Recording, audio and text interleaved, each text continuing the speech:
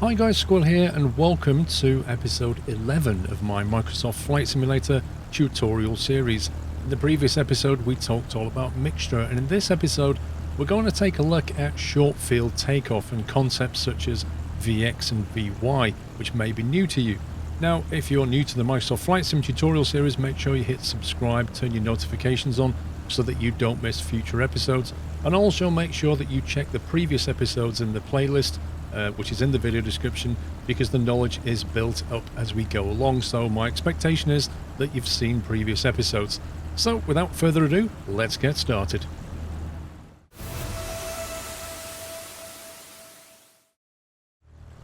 So where are we? Well, we're at Harris Hill Gliderport, which is in New York. Harris Hill Gliderport is 4 November Yankee 8. That's its ICAO code if you want to look it up. And it's quite a short runway, which makes it perfect for what we're doing. It's called a glider port because they actually do gliding operations out of here. This runway on the right is used for landing, and this is used for takeoff. This runway here is 1,115 feet, or about 340 meters. That's going to be very important when we start looking at some of our takeoff calculations. 1,115 feet, that's from one end to the other. And the question is it okay for us to take off, given there's some trees down there? What kind of weight could we put on board? Do we need to think about things like temperature, etc.? We're going to take a look at all that stuff today. We're going to take a look at the pilot's handbook and go through some tables and do a few tests, and you'll see how things can change. So what we need to do first is we need to define a couple of speeds. And this here is the pilot's operating handbook for the Skyhawk 172N, the Cessna 172N. And in the back of this manual are these speeds for normal operation, which are very important. These give you very important numbers, such as when you're taking off, when you're landing, when you're climbing, that kind of thing. This is your reference point. These numbers are always based on a very well-maintained, fairly modern Cessna 172. So if your plane's like 20 years old, 30 years old, you may have to just take that into account. Equally, they're always based on fairly specific conditions, like a lovely dry runway and nice ambient temperature and no wind and all this kind of thing. With that being said though, here are the numbers that you're interested in when you're climbing out: the best rate of climb and the best angle of climb, and we're going to discuss what the difference is between the two. You'll also notice that there's a rate of climb at sea level of 73 knots, and there's a best rate of climb at 10,000 feet. At altitude, the aircraft doesn't perform as well, and we kind of touched on that in the last video about mixture. And what that means is, if we are at higher altitudes when we're climbing out, well, we need to reduce our speed in order to get that best rate of climb. If you're somewhere in between, let's say you're at 5,000 feet, what you'd do is you'd interpolate the numbers in between. You might go for, say, 70 knots as your best rate of climb. In fact, a lot of pilots tend to round these things up anyway. They look at 73 and say, oh, well, I call it 75, because it's just easier to see, on the ticker tape there. 75 knots is a fairly easy thing to hit, whereas 73 knots is a little bit harder. Plus, when you're getting buffeted, things will move around anyway, and it's always best to just slightly go over on these speeds, because you can get a sudden kind of wind gust which will reduce your speed. Anyway, so what I'm going to do is I'm going to bring in a little whiteboard now, and we're just going to work out what the difference is between the best rate of climb and the best angle of climb. So welcome to the Windows 10 whiteboard. What a sophisticated piece of kit this is. So this is the runway down here, and now I'm going to draw a really bad picture of a plane, like that. There you go, and maybe a really bad propeller on the front. There we go. That's the plane on the runway. Yep, 10 out of 10 drawing skills. It's not easy with a mouse, Anyway, so the best rate of climb. If we was to start climbing off the runway like this, okay, then we're going to reach a certain altitude, which is this here. Let's call that Y. And we're going to do it over a certain amount of time. The VY speed, if you was to climb out at what's called VY, there are various speeds, by the way. This is known as VY, and it's easy to visualize if you consider that Y is time. Think of it that way. This is the best rate of climb. If you go at 73 knots at sea level, if you climb out at 73 knots, you will achieve the maximum altitude or height for a given amount of time. That's why it's the best rate of climb, because it's all to do with altitude over time. So if you're climbing out from a runway and you want to get up to 3,000 feet, you want to do it at 73 knots because you will get there in the quickest amount of time. That is not the same as the best angle of climb. What the best angle of climb looks at is not the amount of time that it takes you to get to a certain height, but the amount of distance that it takes you to get to a certain amount of height. So with best angle of climb, it's looking at the best angle here to the ground. It's that angle there that it's more concerned with. And what it'll do is, let's just say that's the same. This height here, it will do in the shortest distance. So this one is concerned with distance, and I can't write the word distance with this thing. And this one is concerned with time, all right? That's the difference between these. Now, you might ask yourself, well, why would you want the best angle of climb anyway? What's that all about? Why not just go out at the best rate of climb? Well, the reason might be is because, you know, you're going along the runway here, and at the bottom of the runway, there's some trees and stuff. And if you try to climb out at the best rate, you'll just smack into a tree or maybe a building. Well, actually, what you want to do is you want to get as much altitude as you can in as shortest possible distance as you can. You want to clear these obstacles, and then you want to get on your way and go back to VY. So this here is called VX, okay? X being this distance, and this one is concerned with time, Y. So try to remember it that way. Y is time, VY. X is distance, VX. So the best rate of climb is what you'll normally use when you're climbing out. The best angle of climb is what you use when you're trying to get over an obstacle quickly.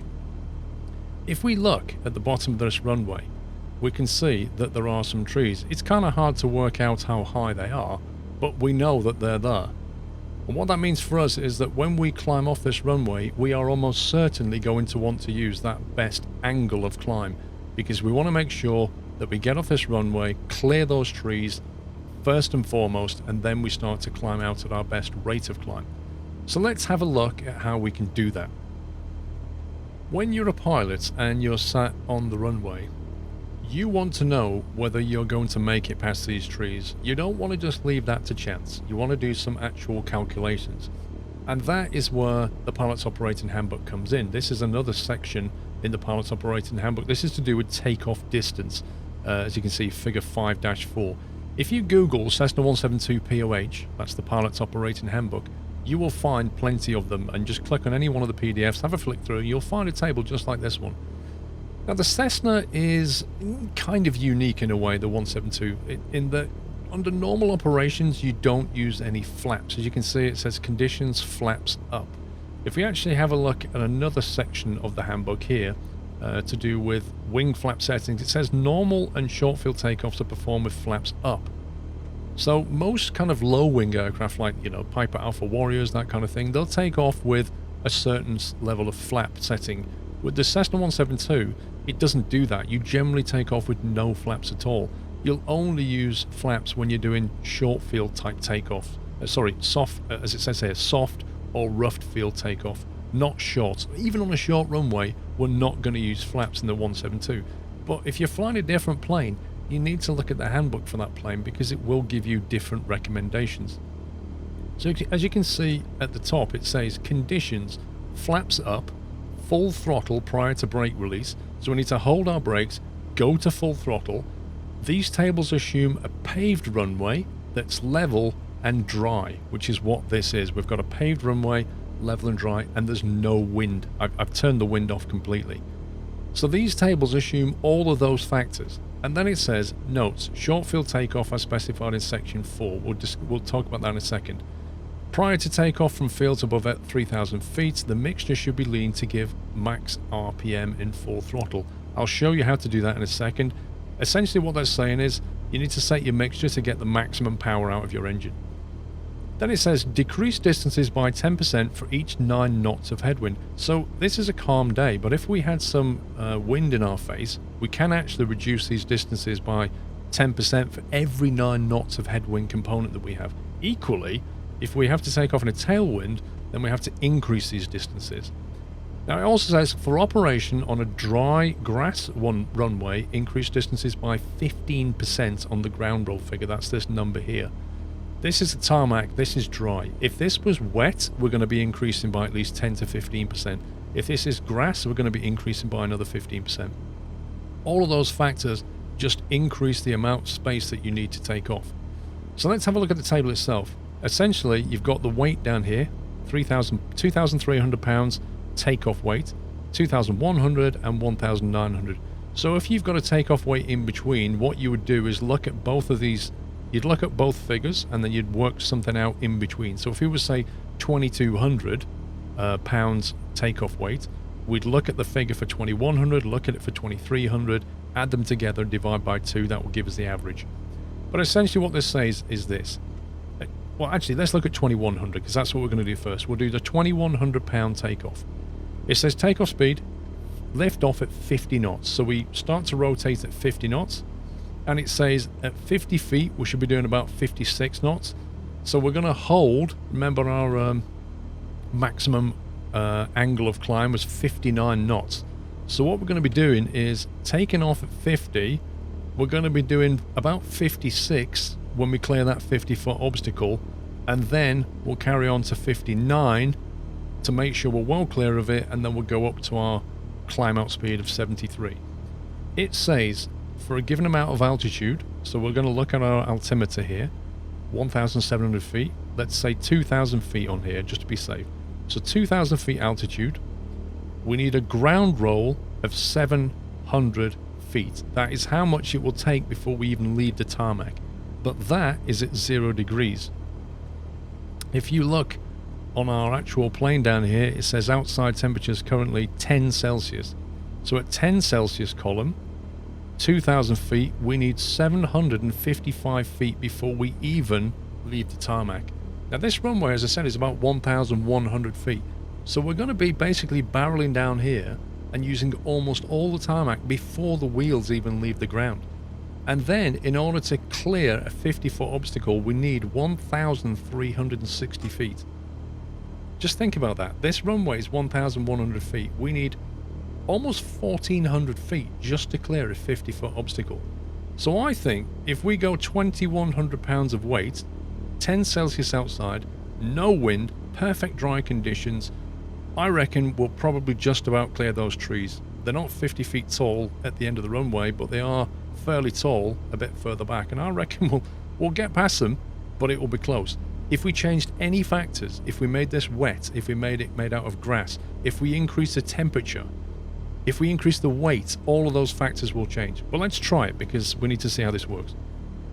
So 2,100 pounds of weight is what we need to set. So we go to our weight and balance here, and we look down the bottom here, and what we'll do is I've set my weight, pilot weight to be 220. I've cleared out anything else, and I'll just adjust the fuel. So we're approximately, there you go, 2,103 pounds of weight. Temperature has been already set. You can see I physically set the temperature to 13.5, which gives us 10.0 outside air temperature. If you mess about with this, you'll see the temperature here changes. So we'll put that so it's on 10 Celsius, right? Now, one more thing. Setup. Any runway behind your plane is no use to you whatsoever. So when you're doing this, you really must, no matter what runway you're on, you really must make maximum use of all the space that you have. So when you're taxiing out to the runway, and what I'll do is I'll get a very quick pushback. When you're taxiing out to the runway, you want to use all of it. So you come right to the edge of the grass here, you turn around and line up, because anything in front of you, you can use. Anything behind you, you can't use. So we'll push all the way back. We've set our weight, we've set our temperature, the wind is completely calm. We know that we're going to need about 1,400 feet just to clear, and I reckon we'll clear those trees just about. So we'll go all the way back. We'll take a little bit more as well. There you go, we'll have that. That's pretty much about as most as we can get. Right, I'm just going to put the parking brake on and show you one other thing. So remember it said about the mixture. Now we looked at the mixture in the last episode. We know we're at 1790 feet. It said set mixture for maximum RPM. So with the brakes being held, if I go maximum RPM, max throttle, that gives us 2,230 RPM. I'm just going to lean the throttle back. 2,260. Lean it back a bit more. 2,270. Lean it back a little bit more. No. Right, so 2,270 is the max RPM that we can get, so we'll back off on that. Perfect, so now we've got the maximum power. So what we do now is we hold the brakes, we go maximum throttle, remember the charts. Let's have a quick look at the chart. Remember the chart, it said rotate at 21, rotate at 50. So wheels off at about 50. Climb at about 56. We should be clearing that obstacle at around about 56. Let's see what happens.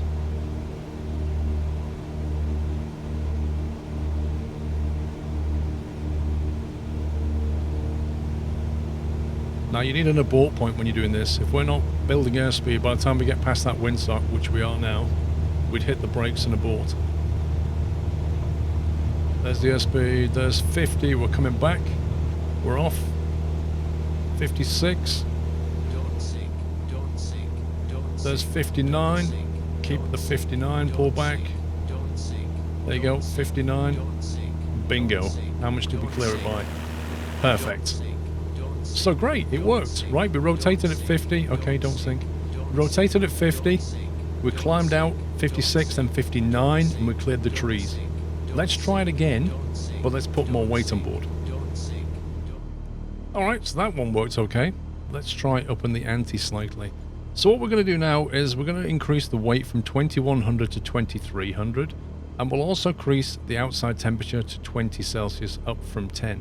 So that will give us a ground roll of 1,000 feet, which is almost the length of this runway, and we need 1,800 feet to clear the obstacles. Now I reckon we'll be lucky if we don't clip those trees, but we'll see what happens.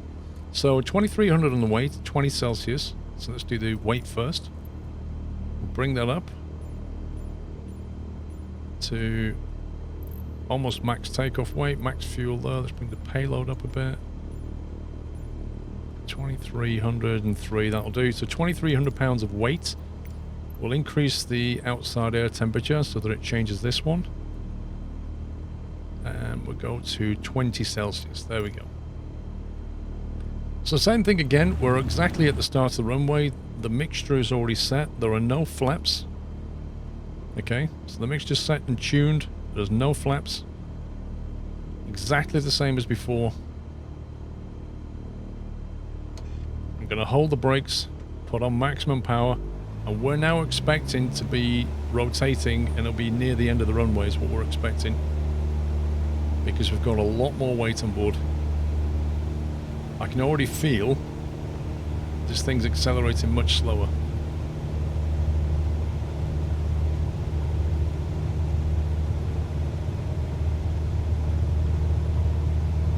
Yep, there's almost all the runway.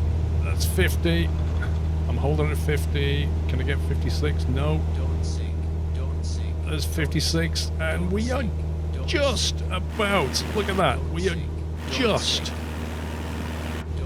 But if you was in this plane, I think you might need to change your underwear at this point, because that was as close as it gets. And that kind of demonstrates just how much a bit more weight and a bit more temperature can really affect the performance of the plane. Now, just to wrap things up a little bit here, because there's a lot of stuff that we've gone over. I just want to talk about this last thing here, where it mentions soft and rough field takeoff. There's a few considerations with this one. If you're taking off on grass or any kind of soft or rough surface, as it says, you've got other problems to deal with. During takeoff, if you're not careful, the front wheel itself can actually bog down in the grass or the mud or whatever surface you're on. So one of the things you want to do is trying to lift the weight off that front wheel. Also, you actually want to get off the ground as quickly as you can, because the longer you're on there, the more friction you've got. What's better is if you can get off the ground quickly, float over the ground so you've still got the ground effect, and then allow the speed to build up before you start climbing out. So we'll take a quick look at that. As it says here, it says 10 degrees of flaps is reserved for takeoff on soft or rough fields. Use 10 degrees of flaps allows approximately 5 indicated airspeed lower than with flaps up. So what that means is if we put the flaps into 10 degrees like that, then instead of rotating at 50, we'll be able to rotate at 45. Also, I've set the temperature back to 10 Celsius and the weight of the plane I've set back to 2,100 pounds. So we're back where we were when we did the first one, not the super heavy setting. I just want to show you what the technique is for that kind of short field takeoff. We should still be able to make it over these trees, but we're going to do it in a slightly different way. So, power's already set, mixture set and everything like that. We're back at the beginning of the runway. We've got 10 degrees of flaps. And what we want to do is effectively, in fact what I'll do, I'll just tip the camera down so you see it more easily. We want to be basically pulling back on the yoke a little bit as we start to barrel down the runway. That's going to lift the weight off the nose. It's also going to mean that the aircraft wants to fly, so we can't just hold it there. We have to kind of balance it a little bit to keep the weight off the nose, but not let it take off until it's ready. When it gets to about 45 knots, the plane should come up off the ground. Then what we'll do is we'll put it into a horizontal non-climbing position, just let the speed build up, and then we'll climb out. Remember, we've got to clear those trees as well, so we can't do that for very long. So full throttle, pull the yoke back, let go of the brakes, and you'll notice that you can see the front end is light already, so I'm just going to ride the front end a little bit now. See, it wants to come off the ground, just leave it, keep the nose down. When it's ready, it'll actually take off. Should hopefully be about 40, there you go, 40, it's off the ground, so we'll just let the speed build up a little bit. And then we'll pull back. And there you go. We're climbing out 55, 56 over that 50-foot obstacle, and then what we do is pitch the nose, now we're clear. Get it to 59. That is now our best angle of climb. And now we're completely clear of the obstacles. What you'd want to do is you want to remove those flaps. Flaps are up. And then you'd want to pitch for your best climb speed, which is about, what, 73 knots? There you go. And that's your VY. And that's how you do the short field takeoff. What that did was get us off the ground quickly, so that we're not bogged down by any grass or any soft stuff. Well guys, that's it for this tutorial video. I hope you found it useful or helpful in some way. Leave me your comments if you've got any sort of questions. I'll try to pick those up. Do have a look from the PDF online for the POH, Pilot's Operating Handbook, and if you're not flying the Cessna, be sure to go and look at the POH for the plane that you are flying, because you will find they are quite different. Every plane is different in that regard. So this has been the 172 short takeoff and landing, but the principles still apply. You look at the tables, look at the weight, look at the altitude, look at the outside temperature, make sure your mixture's correct, use all the runway that you can, and then if you need to, use those short field takeoff to get off the grass, that kind of thing. If the conditions are not dry, not tarmacked, anything like that, always add extra on top to make sure. And do bear in mind that if you're flying, you know, an older plane, obviously in the Microsoft Flight Sim, it's not a big deal because they're all kind of perfectly modern planes. But if you was doing this for real, as I do, and you need to look at allowances for older aircraft. But it gives you an idea of what to expect, and hopefully you can go and try it yourself and have some fun. That's it for this video, guys. Please give me a thumbs up if you did, and don't forget to share it with your friends or anybody that you think might be interested in the tutorial series. Until the next one, take care, happy flying.